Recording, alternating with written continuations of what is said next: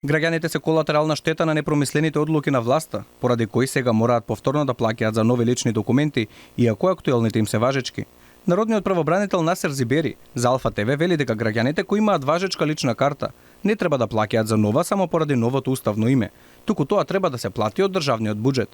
Како обврска што ја наметнува државата, поседувањето на личната карта, а како резултат на одлука на државата да се променат личните карти, во тој случај логично е граѓаните да не бидат изложени на трошоци, зашто тоа обврска се наметнува не по нивна вина, не поради истек на исправата, туку како резултат на одлука на владата, собранието, односно државата. И од тие причини сметам дека граѓаните требаат да бидат поштедени од еден ваков трошок.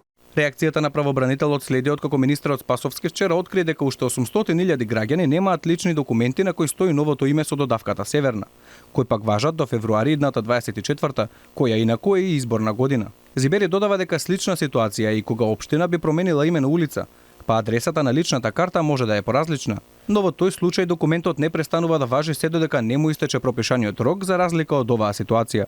Смета дека не смее да се дојде до момент граѓаните да го изгубат избирачкото право и да не можат да гласаат на престојните избори. Апсолутно сметам дека секој што ќе има лична исправа, значи лична карта или патна исправа, без оглед што нема да биде усогласен со новите измени на уставот, а има рок на важност, треба да го оствари своето право на глас.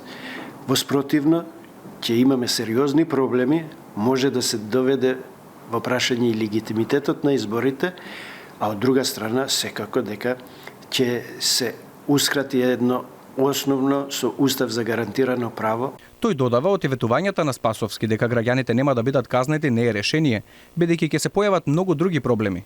Да не можеме да завршиме работа во банка, на нотар, суд и сите други јавни институции. Инаку на трошок на граѓаните поради додавката Северна не се само личните карти.